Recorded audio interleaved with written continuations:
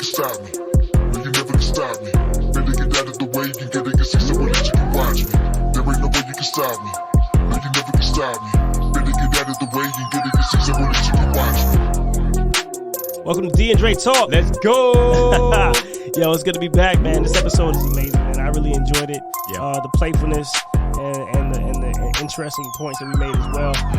But man, your puppy stories, man. Like you went back into that. That was awesome. Yeah, we kind of got real. We kind of we put ourselves out there on this one. So my family gonna be mad at me about telling my little secrets with the puppy, but I gotta do what I gotta do, right? Hey, man, I get it. Yeah, I understand. Yeah, and I think Iceman's gonna be a little upset with me too, bringing up the roaches. Can't you know wait what for I mean? you guys to hear that. But yeah, man, we had some talks about these roaches and how, oh man, like I grew up with them, so I should be okay with it, but I'm not. Yeah, I am not. if you guys have grown up with roaches, you'll be able to relate. Oh yeah. If you haven't, you're gonna laugh. Might be a little bit grossed out, but it's just a thing, right? Yeah, man. But we ended it with some mental disciplines and things that you've been working on, man. And I really enjoyed that. That really encouraged me. I hope you guys really enjoy that. Yeah, and a great little throwback story to about us growing up with. Anyway, I don't want to spoil all of it, so you guys check it out, man.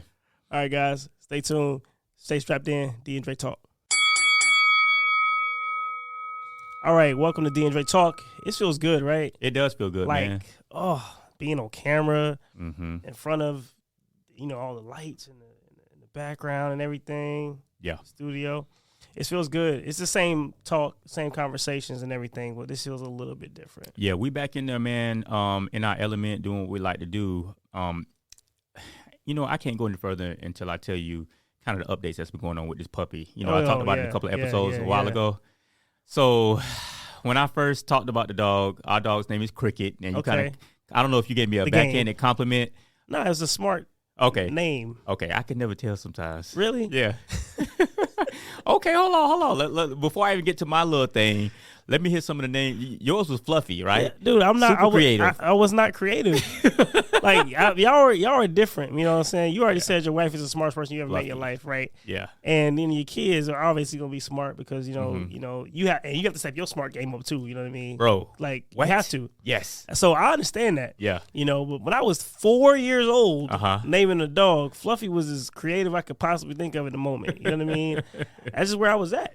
So I don't, you don't despise small beginnings or whatever it is, right? Yeah, don't despise the day of humble beginnings. Yeah. So I remember I would go to your house, and this is when we were late teens, teenagers, 16, 15. And that's a different dog. That wasn't Fluffy? No. Thank God, because y'all did not treat Fluffy like a princess. Nah, that was... Well, who was that? That was my sister's dog. I don't even know. I don't remember the name of it. Y'all see how he said that? That was my sister's dog. And that was y'all dog, bro.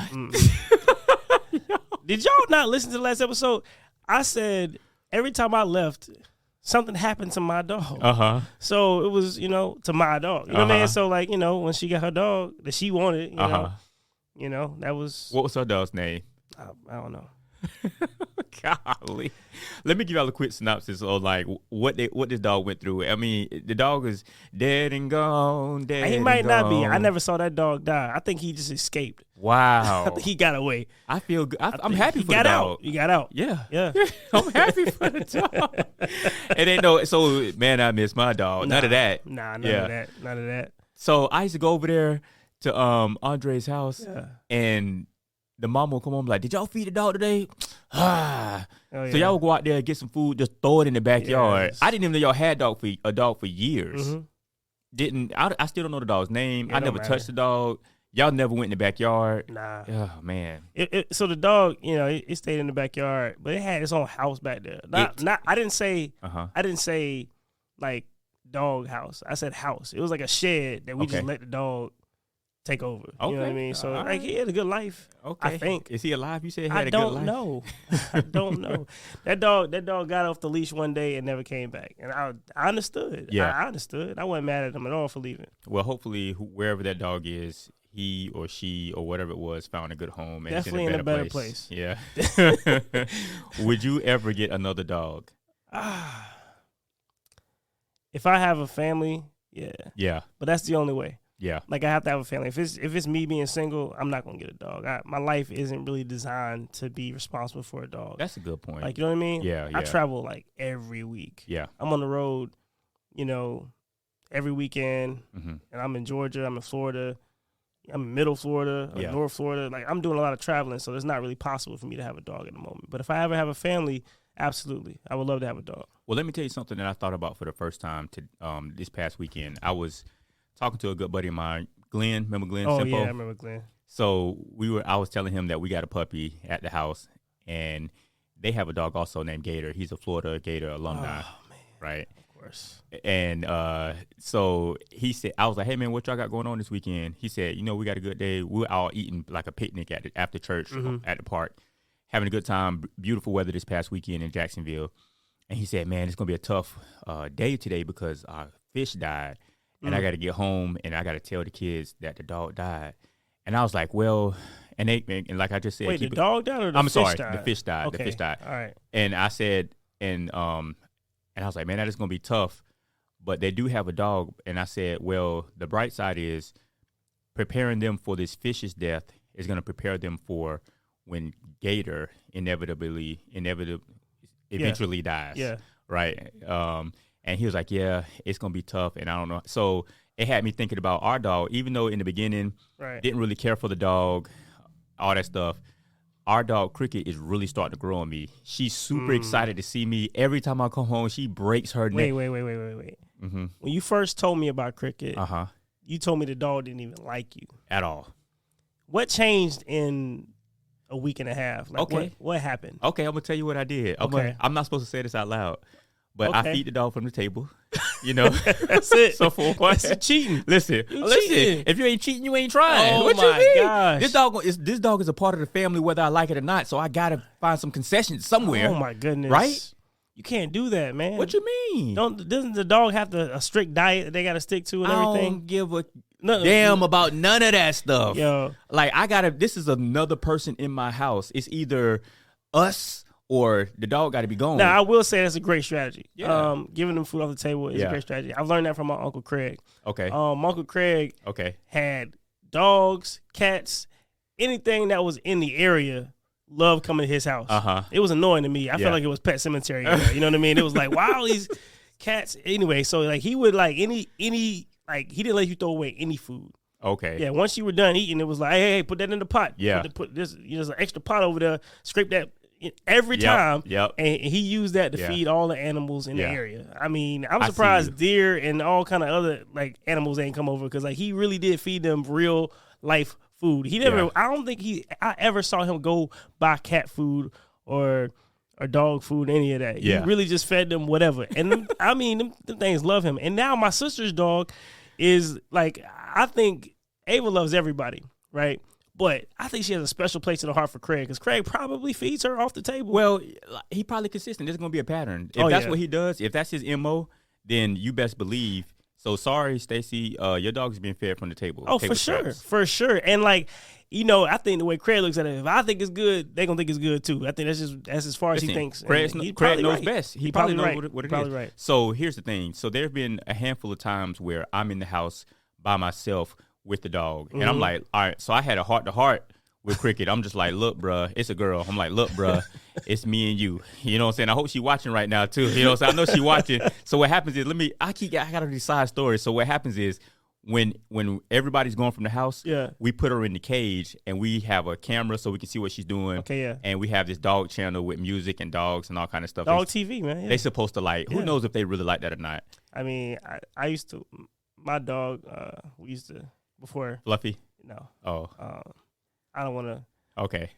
The dog is no longer with me. Okay. Didn't die. Yeah. Break up. Yeah. That's a whole nother thing. Yeah, I know, bruh. man. I know. That anyway. So that dog and I used to watch the dog TV on a regular, and they enjoyed it. So, yeah. I mean. So apparently, our dog. Okay, so there's a couple things I respect about this dog. So I had a heart-to-heart. I said, look, Cricket, you in the family now. I'm the man in the house. I'm alpha. I don't know what you had going on before you got here, but this is what we're gonna do. These are the rules of engagement. I said, you will respect me in this house. I'm gonna take care of you. When we go for a walk, we're gonna be cordial. We're gonna mind our business. We're going to only do number 1 and number 2 in our yard, but we're going to have a great time. All I ask is for your respect. You know what I'm saying? Like that dude said back in the song, I need love and affection. You remember that song? Yeah, yes. Future. So, yeah, Future. So, in return, they're going to be random acts of kindness. That's going to happen. All right. So she looking at me like, bruh, you know, and I said, I recognize that you're smart. I recognize that you have a whole lot of energy. Oh, yeah. You're only 5 months old. Yeah. So you're a toddler in dog years. Okay. Right. So I get it. I got 2 kids. I know what it is. Mm-hmm. So, golly. And so I started feeding her every now and again. Every time I get anything, I feed her a little bit and she loves it. Yeah. But it's only when we're by ourselves. So we got our own little thing. Like we go places we not, cause like the wife and kids, they got rules like make sure you got the leash. Don't take her no further than this and all that stuff.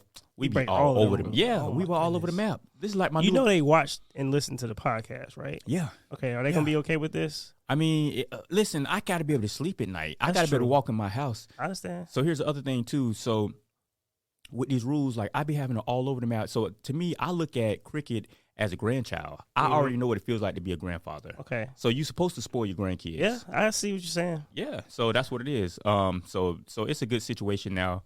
And she loves me. She looks forward to me seeing me coming home. She welcomes me but she still is a puppy. So her love language is biting. Yeah. So everything she does, like I come in, she'll bite my knees. She'll come and try to knock me down, all kind of stuff like that. But so anyway, it's a good situation. Sorry guys, it is what it is. No, I get it. So we have a great understanding. But you mentioned one thing about your Uncle Craig, right? Oh yeah. You said all kind of animals, raccoons, everything, snakes, rabbits, all of it. The whole Snow White type of thing going on, right? You ever been around a lot of roaches? Like you ever had roaches in the house? Man, how you feel about roaches, dude? All right, see, I feel like you know some stuff. I think I'm just bro. We're gonna have to have this conversation. I'm gonna go here real quick. Okay. So my man Iceman, right? My roommate, right? Yeah. He moved in and he was at he had a breakup with his girlfriend, and he needed a place to stay. He's my barber. Great barber too. Yeah. So Iceman comes over to the house and he brings all of his stuff. He brings, his barber chair. He brings some boxes and some other things, whatever, clothes, or whatever. I had a bed for him, so he was already good in that regard. But I made sure he was taken care of. But he brought some other stuff with him, right? Well, in 2 of the boxes that he had, they were like boxes that you use for ottomans or whatever, and they just had stuff in them. He brought over some roaches. I never had roaches at my house where I'm at right now in Jacksonville. But when they got there, it definitely changed my worldview. Yeah. Right? Because here's the thing. I grew up with roaches. We lived in the country, there was roaches. Okay. We lived in an apartment before, there was roaches or whatever. Okay. They weren't really roaches in the neighborhood when we moved to the neighborhood, but I grew up around roaches. Grew up around so many roaches that I just never really even cared that they were there. I mean, some big roaches too, like they can fly and stuff like that, and you name them, you know what I mean? Like it's whatever. Like you can turn on the light or you open up a cabinet, you're gonna see a bunch of roaches. It just doesn't really bother you. You know what I mean? Yeah. It was nothing to me, right? And I was just like, I was a kid, I didn't care. If guests came over, it didn't matter. You know what I mean? We got roaches. It's cool. Like, they all right. They over there. They don't mess with us. We don't mess with them. Like, they live their life. We live our lives. Right? I done seen the bug life and all that stuff. So, like, there's a mutual respect there. You do your thing, I do my thing. But all now? Right. Yeah. Oh, no. It's over. I am. So, it's a problem now? Bro, listen, I don't want roaches in my house at all. What changed? What changed? I don't know. It's my house now. That's what it is. And I don't want. Listen, I'm not letting it happen. No, you ain't supposed to be here. Okay. Right. Okay. If I got here and you were here, all right, this is your property. You don't just come here and just take over my spot. Right. That's not how it's gonna go. So me and roaches aren't getting along right now. I feel like I am the enemy. That's really going to war. I'm like calling in reserves. I'm trying to figure this out. You feel me? Like I'm calling the Terminator or whatever. We trying to figure this out. We have a roach problem. You talking about Arnold Schwarzenegger Terminator? Man, like you going whatever, man. If Arnold will show up and help me get rid of these roaches, he can come too. I don't want I'm to every remedy, every spray, wives' tale, everything you can possibly think of to get rid of these things. I'm out here. I'm out there. We at war. You know what I mean? It's whatever. Oh, and it's man. I don't. Okay, so let me ask you this: what portion of the house do the roaches like reside mainly? Man, honestly, it's kind of in the living room and in the kitchen. I see them the most. Dang, in the main rooms. It's like too. the main rooms. But It's like, they don't be in my room. Okay. They know better than that. Yeah. They be in the bathroom, the guest bathroom, not the master. But it's I don't know. I don't know why this became a thing. Yeah. Me and Iceman still cool. I ain't mad at him. He didn't know. He didn't know he was bringing roaches over there. Man. But man, like they building families. Bro. They trying to build communities. They over here trying to live. They think they in a new spot. They excited. But nah. Yeah. It's war. Aladdin. Oh nah, it's not. It's not good. I don't mind being the villain. Okay. Ever. But now it's like, okay, I'm realizing, they probably scared because they know, like, okay, just, stay in the walls, don't go here, don't go, whatever. But let me ask you this, Dre. I'm coming after them. What's up? Are you the type of person, if you see a roach, do you kill it like barbarically, step on it, hit it with your hand or something like that, or do you reach for the spray, or do you shoo it away? What's your protocol when it comes to seeing roaches it's in plain sight? Oh yeah. We stepping, you know what I mean? Oh, for real? Oh yeah. Okay. Yeah, like Stomp step in the team yard. type, stomp the yard. Yeah. I'm trying to if I don't have shoes on, then we go, I can find a shoe. Theta new. Yeah, Theta new. Theta new on it. Okay, I see you. Theta. Theta. Hey. Yo, man, so you know what? Growing up, we had roaches too. Yeah, bro. Like a lot of the black people I knew. Yeah, there was some people that didn't. Their house was like, who I'm talking about. House was so clean, looked like a museum. Right. You couldn't sit in the living room. Right. That was just off limits. You might have had a velvet rope going to some of these rooms. Oh yeah. And roaches would see it and turn around like, hey, we ain't got no ticket to get in here. It's not even right. Yeah. It's not a thing. Mm-hmm. But we had roaches growing up, and I think it's mainly because me and my brother, we were very respectable. But we knew how to clean. We would clean when we needed to. But we would just be eating in our room or the living room. We would leave stuff everywhere. We have a trail of crumbs. It looked like Hansel and Gretel all over again. Oh, yeah. For us growing up, right? And my mom would be like, boy, and my mom invented curse words, so she would just chew us out. So it's crazy how far my mom was going. Because my mom, she's in her 70s, and she swears she never beat us or raised her voice at us. I was like, Mama, what? I don't even want to get started with that. Because, like, love you, mama.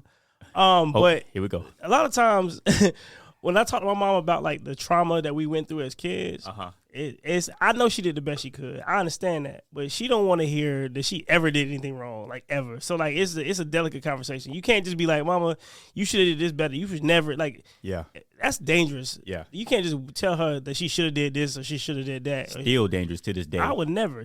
Right now I wouldn't do that. Yeah. So like a lot of times when I'm talking to my mom about it, you know what I mean? I will bring it up in a way of like, oh yeah, growing up, you handle it this way, and I learned a lot from that because of this. And I try to, how you do the compliment thing, and you put like you sandwich your compliments, like you do like a positive, throw the negative in the middle, and then end it with a positive. I try that. I try that very often because it doesn't work work on me, but it sometimes it works on my mama. You gotta just you gotta the salty sweet. You can't just be all negative. You gotta throw some positives in there to kind of the way I do that. And I'm gonna get back to my roast story, but the way that I do that now is having kids is great. Yeah, kids are a great buffer for everything. Right. So anytime I go to my mom's house and I want to talk about some of the things that she exposed us to as kids that were bad, that I still have trauma about, right? I'll be like, let me tell you what your grandma did back in the day. Yeah. And I want to, and we be, and it's all laughing, and joking. And laughing about it definitely helps. Yeah. We laugh about stuff all the time. Right. And I mean, laugh now. You know what I mean? Yeah. It's different to, laugh now, cry then. Because not later. Like back then, oh my goodness, I was like, why is this though? Man, I got some, and I know we might have mentioned my mama would embarrass me in front of anybody and everybody at any time. And she was not going. It didn't matter. Like really? I think, yeah, man. That's one thing my mom didn't do. In church, yeah, and at school, it didn't matter. I wasn't, And you say mama didn't do that. She wouldn't do it in front. Like even at school, if she wore me out one time, but she took me out of the sight of other people. It was still on the grounds, but my mom is very private, and she would take us somewhere, or and what was even worse, she said, wait till we get home. I'm just like, man, I got to wait on it. I'll never forget my grandma one time. We did something. My grandma used to wear us out. We did something we weren't supposed to do. She was like, look, I'm going to get y'all. I was like, oh my gosh. So the whole day had gone by, And it's funny because my buddy Mike got a story that's very similar to this. The whole day had gone by, and we thought she forgot about it. Yeah, because it's my grandma. She older. We having a good time. We eating. Oh, yeah. We singing spirituals. You know what I'm saying? We cleaning greens and stuff like that. Out in the kitchen and everything. Yeah, we watching all her shows, laughing and stuff, yelping it up. Like, you know, they turn on Oprah, grandma. Oh, yeah. You know, let's yeah. So then turn Matlock on real quick. She's like, all right, y'all go ahead and go take a bath and everything. And oh my gosh, in the bathtub. That's the worst. Yeah, my grandma comes in there. Oh yeah. While I'm soaking wet. That's not good. Completely sudsed and soaked up. And yep, it happened. Man, I've been there. I've been there. Yeah. I feel like with me growing up, like it was immediately like, no, you did something wrong.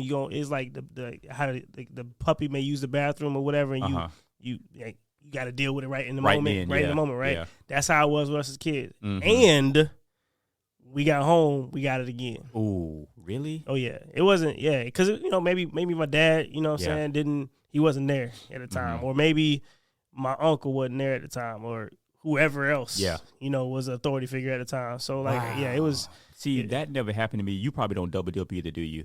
With chips and dip, you don't double dip, do you? Nah, why would I do that? That's why.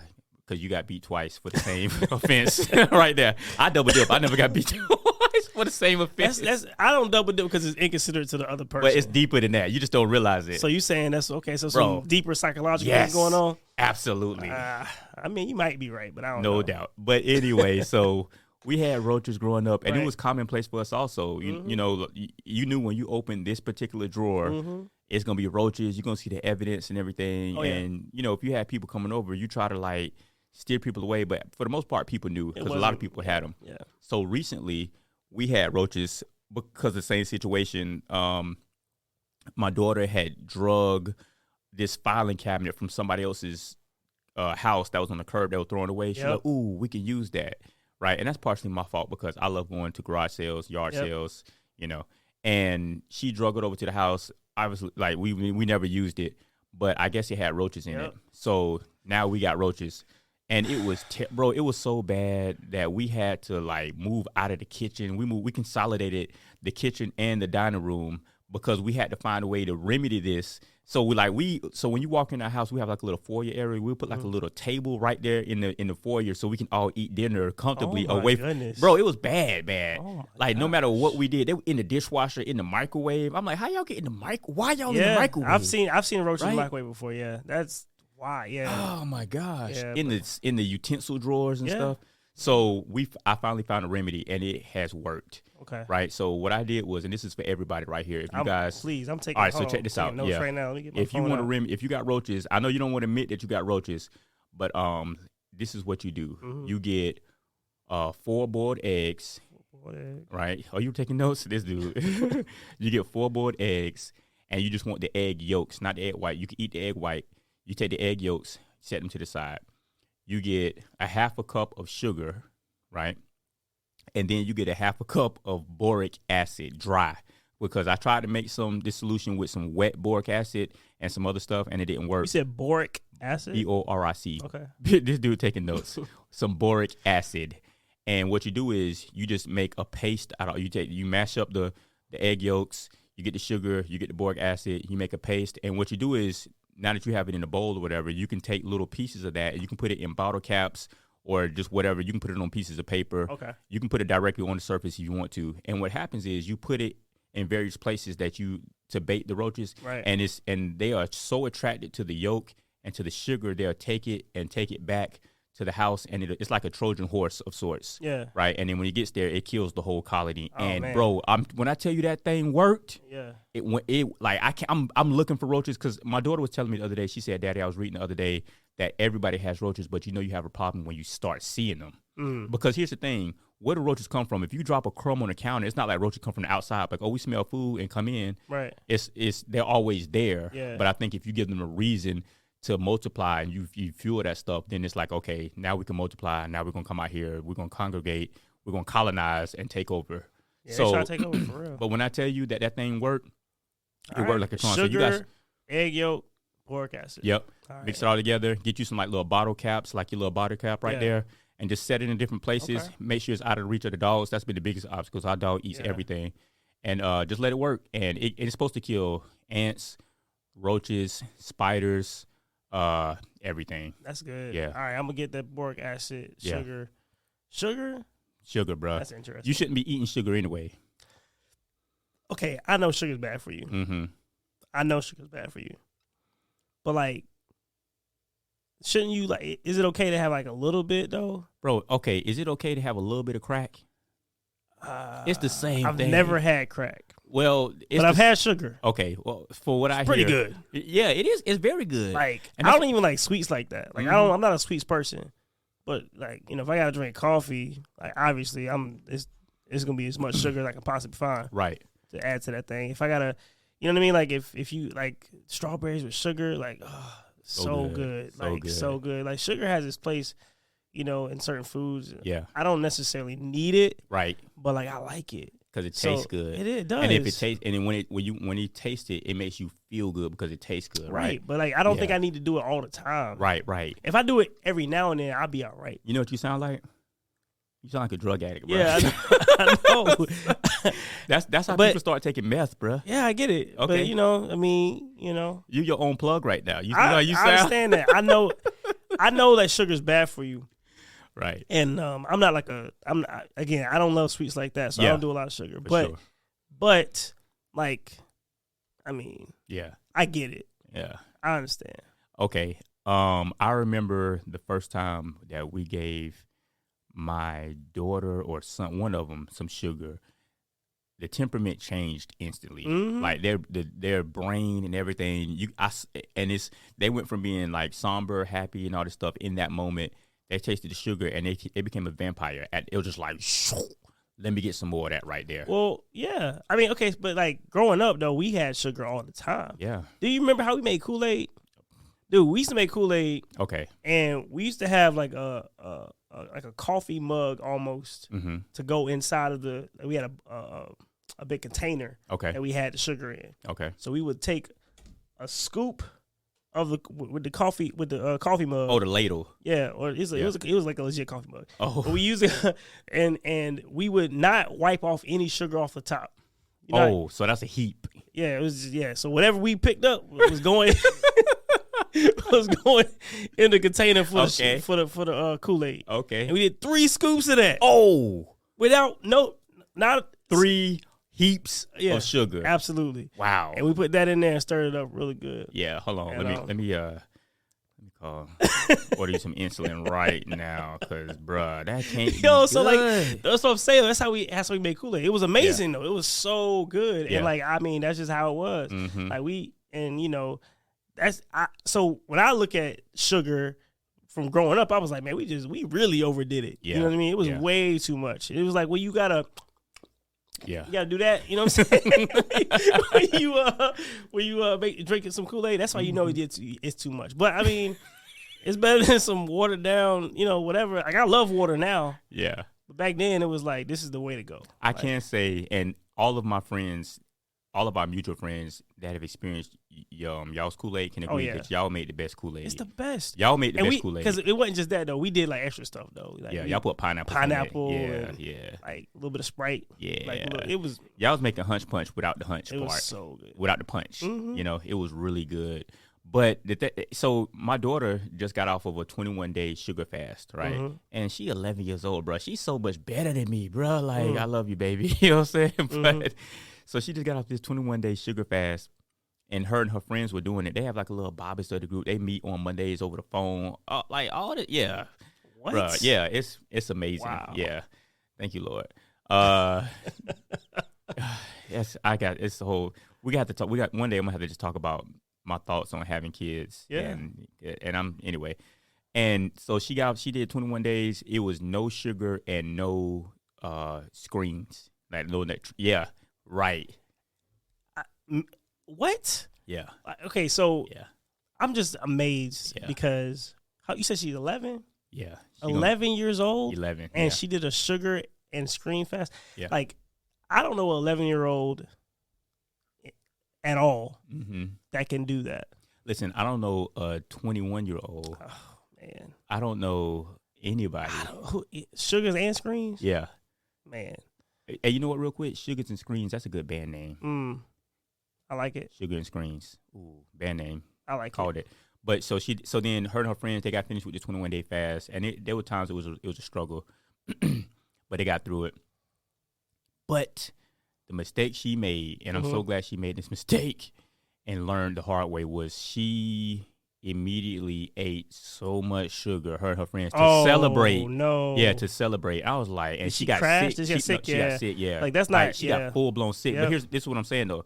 So she ate a whole bunch of sugar and immediately got sick. We know that bacteria thrives on sugar and a more acidic environment in the body.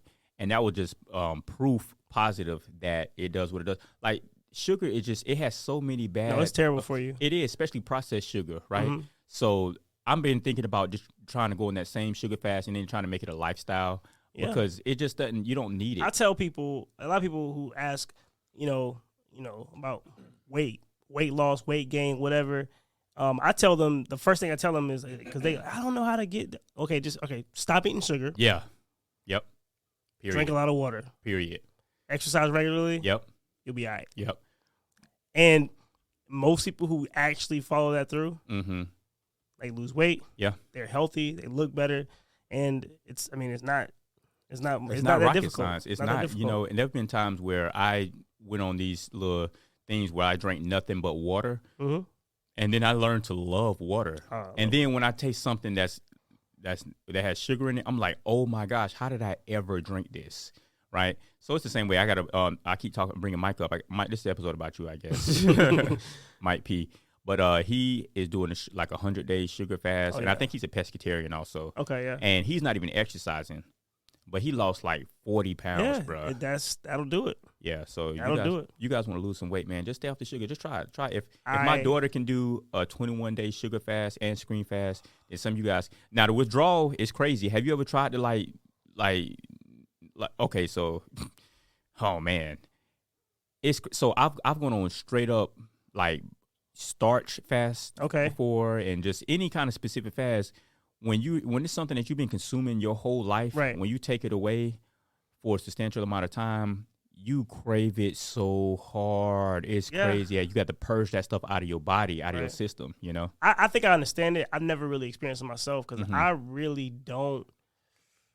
Like, I like a lot of stuff, but I don't have to have anything. That makes sense? Like, I really don't. Like, I love steak. Yeah. I love steak. Okay. Like, a good steak is, like, great. But you can't eat steak every day. You just can't. I have a steak, like, once a month. Maybe. Yeah. You know what I mean? But I love it. It's my favorite food, but I don't do that. Yeah. Because it's just, I don't like how my body's going to feel, really. It's not really about, like, what's healthy or what's not healthy. Like, I know I'm not going to respond to this correctly, so I don't do that. I don't love sweets, so I don't like soda like that. So like, there's a lot of things that I kind of like. I end up being more healthy because I just don't like the way I feel. Yeah, and that's really that's how I've like measured how I'm going to live my life. Basically, it's like whatever makes me feel good is what I'm going to do, and I don't mean feel good as like this instant like jolt of like fun or whatever. I mean like, I gotta feel good every day. You know what I mean? If I'm sluggish, if I don't feel right, if I feel like a little bit congested or whatever, I'm not gonna deal with that. Yeah. So, that makes sense. That makes sense. And here's the thing. I think it's important when you take something away to introduce something else. And for me, the main reason I take something away is for disciplinary reasons and to build up mentally. And it makes sense for me right now to go on a sugar fast because I've been waking up every morning at 4:00, and I do like these breathing exercises that I mentioned. Yeah, the breathing thing. And I've been taking cold showers every morning, and that's a big accomplishment for me because I hated cold weather and anything cold more than anybody I knew. Now I literally look forward to taking cold showers. Right? Sometimes I have no hot water at all. Some days it's a straight up cold shower from start to finish. And when I get in there, this is literally how it goes. I get in that shower. And I look at this. I stand off from it, stand at the back of the shower area, and I let it run. And I start breathing, and I start talking to the shower, really talking to myself, right? Right. And I'll allow myself to feel the full experience. And I'm not trying to block it out. This is the main thing. I'm not trying to block out the pain. I'm trying to accept the pain, cope with it, negotiate with it, if you will, so that in return I can elevate myself, because at that moment my threshold raises up. So my tolerance, I grow a little bit is what happens. And you can't grow without pain. Yeah. Right. So I sit there, I let the water run, I negotiate with myself, I negotiate with it, and then I say, all right, here we go. The last thing to do is to take action. And I get in there, and everything that I felt before I got in, I feel when I get in, and I already know what it is. And I tell myself, let's get through this because it's worth it. And then once I get past that first minute and I get through it and I turn sideways and make sure everything in my back, face, stomach, everything. And once everything is acclimated, then I start feeling great. So what was once an enemy of mine really ended up being an asset. Yeah. And an ally. And then when I get out, normally when I take a shower, I would get out to dry off and to warm up. Now the only reason I dry off is because I'm wet. I'm not even cold when I get out anymore. Yeah. And I feel like I have this energy and warmth. Do you still take warm or hot showers? I do. Yeah. Okay. Yeah. So like I need to get clean. Yeah. But so like I'll take a hot shower, and then so what I'll do, I was telling my kids the other day, my process is this: I'll turn on the hot water, and it's so funny. I was talking to my daughter about this the other day, and she said, and it is proof positive that she's 100% girl. She said, I was telling her my process about doing all this stuff. I said I turn on some of the hot, I turn on some of the cold, and I wash and everything. And she says, I don't even use the cold water. I just turn on straight hot. I'm like, y'all start early. Yeah, it's why do they like the water so dark? I don't know, man. I try to get let me tell you, it's crazy, man. My mama. I remember when I was a younger kid, I tried to get in the bathtub one time. Like she was building the bath up, whatever, and I tried to get in there because I was like, let me see, like what. And that's the hottest water I ever touched in my life. Like, I don't even know how you get in that, bro. You can. I don't know how you could. Yes, you can boil crabs in that water. Crabs, eggs, anything I want. Like I don't understand how water can be that hot or why it needs to be that hot for women. That's a whole ridiculous. Other thing. It really is ridiculous. And I guess I'm sorry. I don't mean to. No, you good. Jump off this story, but. When I hear you say, sometimes you gotta take away something, to add something else, like I still have nostalgia, like though I still miss and wish for certain things, right? So like I'm always like, man, I wish we had this or wish we had that. Like still, like like I don't eat certain foods, right? But like, man, I love a barbecue, right? Yeah. Like, you know what I mean? So I still got to do that. Like it ain't over for me. No, I feel you. So you know what I'm saying? So like I think that and speaking of barbecues, by the way, I'm trying to take notes, bro. No, you could. Yeah. Speaking of barbecues right now, like when I look at like any other bugs, I don't mind flies though. Okay. Cause like it's like if the flies don't show up, like is it really good? Is it? Yeah, it's not really good. That's a good point. That's a good point. Like it's not really. Cockroaches and all that stuff, like, yeah, we can get rid of all of them. But when it comes to flies, I'm just like, like, that's just part of the process. Listen, that's the universe's approval that you throwing down on the grill, absolutely. Right? Absolutely. I don't even know. I mean, I guess growing up in South Georgia, they everywhere, you know what I mean? But, mosquitoes, like, they love my blood. Oh, my goodness. Yeah. I don't know how to get rid of mosquitoes. I don't like mosquitoes at all. Like I cannot go outside and not get bit. When I go to South Georgia, I go to, the little small towns, Darien and all that stuff. I'm going to get beat. I'm going to get bit by one of these larger than life bugs. Okay. These mosquitoes aren't like they're not small. It's weird. Like I can look at their eyes. That's too much. You know what I mean? It's too much. But it's like they're the state bird. But let me ask you a question about that. What's worse, mosquitoes or gnats for you? Mosquitoes. Really? Gnats are annoying, and the only dude, I got a gnat story. You got a gnat. We have a gnat story. We got a gnat story? Yes. Do you remember when we played football and Coach Will had us stand? Oh, speaking of gnats, it was unforgettable. You like that? Can't go and get it. Yeah. Okay. All right. So yeah, I do remember that. Go ahead. So basically, I'm gonna set the story up for y'all. All right. So we're at football practice, right? And at the end of the practice, you gather around, get on one knee or whatever it is, and the coach talks to you and encourages you and challenges you or tells you what you need to hear, right? Well, this particular practice, coach was on edge a little bit. He was a little more, he was making a point that he really wanted us to listen to this point. He really wanted to make his point. But there were gnats everywhere. Like it was what do you call a group of gnats that came together? A plague. That's what you call it. Yeah. It's called a plague. It was like that though. It was so ridiculous, and we were all, trying to listen, but we swiping the gnats away from our faces or whatever, and they getting in our eyes and our nose or whatever. And this man told us to stop moving. No, hold on. Let me set it up here. Okay. You take it. All right, so Coach Will is a Brunswick legend, right? Oh yeah, absolutely. You're not Brunswick if you don't know Coach Will, absolutely. Right? So we out there at this practice, and he's like, y'all got to be tough. Oh yeah, physically and mentally. Y'all ain't listening and all this stuff. So this was like our senior year. I think it was my senior year. It was our senior year. Yeah. So he said, "All right, this is what we're gonna do." And when Coach Will said something, it was a wrap. Mm-hmm. He said, "This is what we're gonna do. We're gonna stand here and not swipe these gnats for 5 minutes straight." Yeah, it was. And Coach Will was like, "And I'm gonna stand out here with y'all and do it." This man got his watch. Yeah. So, hold on. You remember Tony G? Yeah, I remember Tony G. Tony G, rest in peace, man. Just great dude. Love Tony G, his family and everything. Tony was full of life, a lot of fun. Good Tony dude, was a trip. This dude was like, all right, Coach Will, I see you, but I'm going to take it. I see you, and I'm going to raise you. This dude took his shirt off. Okay, Tony. Mistake. So, Coach Will put his shades on, got his watch out. He's like, all right, here we go. And then at first, everybody was sitting there. Will was good and everything. But like 30 seconds in, people started squirming. Dude. Tony was struggling. Yes. And Coach Will the whole time, stoic. Like this. All right, y'all got 4 minutes. And you see the gnats and mosquitoes lighting on him, flying around. So then after a while, I had to play it off, Dre. I'm looking at people. They trying to swipe stuff. I'm like, hey, man, y'all better stop playing. All y'all over there, y'all better keep, what I'm saying? I'm trying to like find ways to. And Tony, he just getting eaten alive. Minute two was the worst. Like, bro, I remember sitting there trying to figure out like how I'm in the whole time. I'm like, I just want to figure out how I'm gonna do this. Like how is anybody not going to move? Yeah, like this is the most annoying thing. Like they get in my eye, I'm trying to blink. Yeah, like, I'm trying to figure out like they go into every orifice in your face. It's like, do I move? Do I stand still? Do I shake my head a little bit? Like how do I don't. It was the most. That was terrible. But did you ever give in, though, and say, you know what, I can't fight it. Let me go ahead and embrace it. Did you ever get to that point? Because I did. And let me tell you what I felt like. Go ahead. You mean like, so you with the Nats, you just kind of. Did you ever like say, you know what, let me just go ahead and win this battle?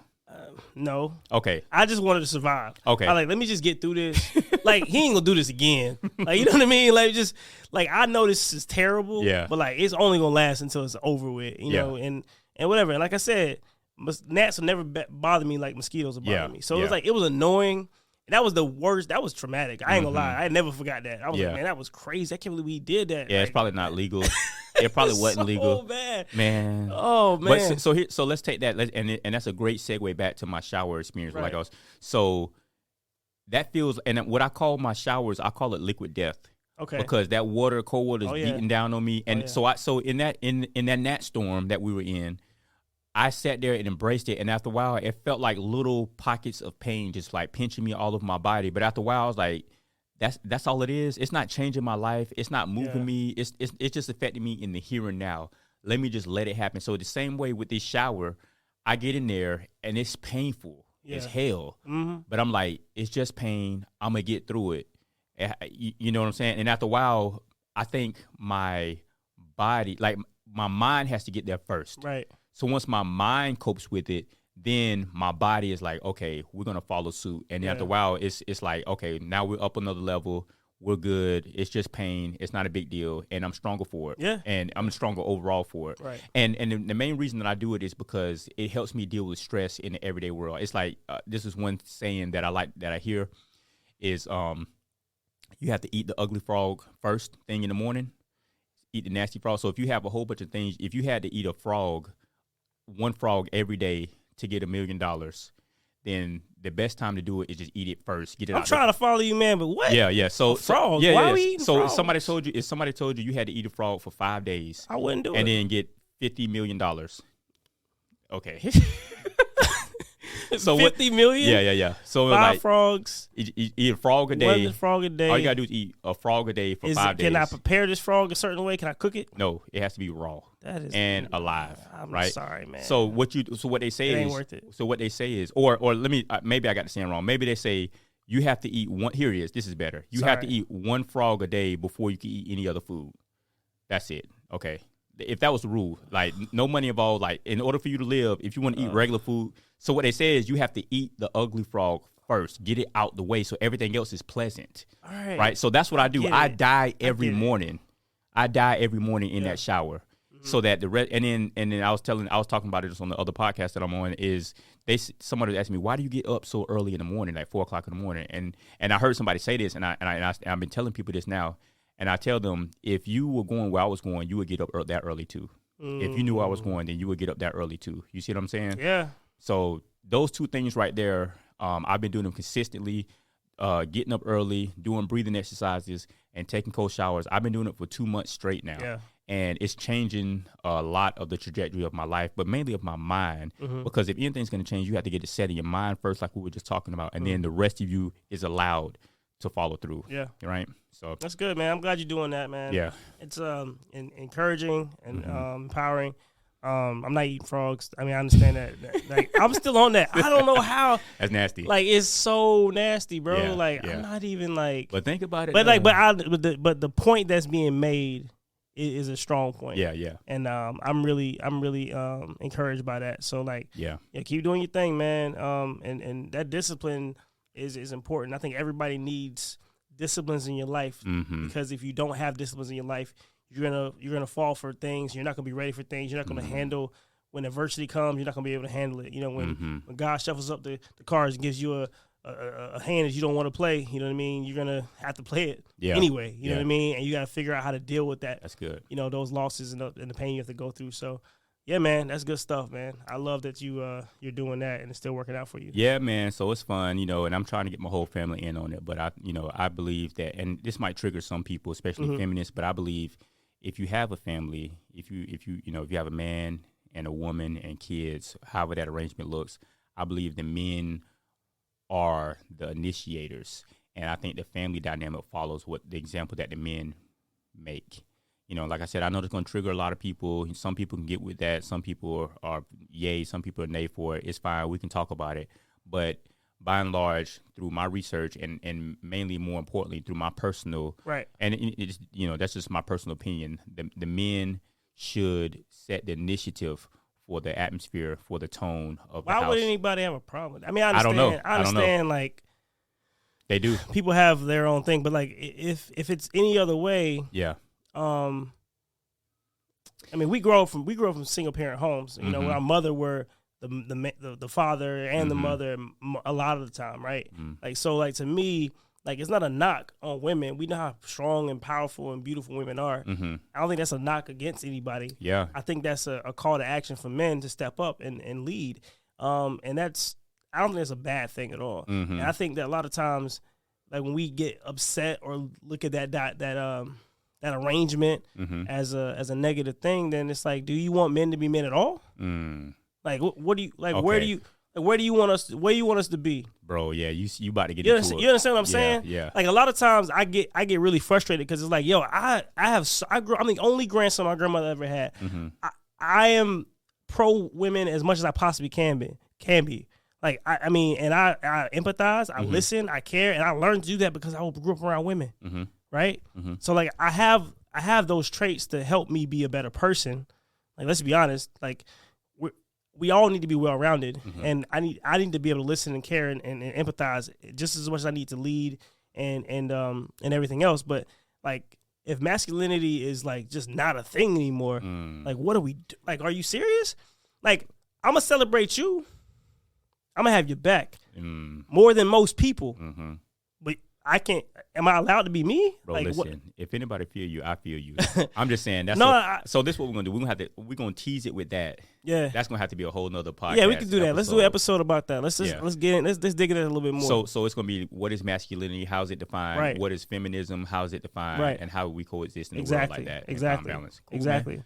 All right. Well, we good? Yeah, I'm good, bro. All right. Well, we're gonna be signing off on this one. I am your co-host D, and I'm your co-host Dre. Thank you guys for tuning in to D and Dre Talk. Let's go.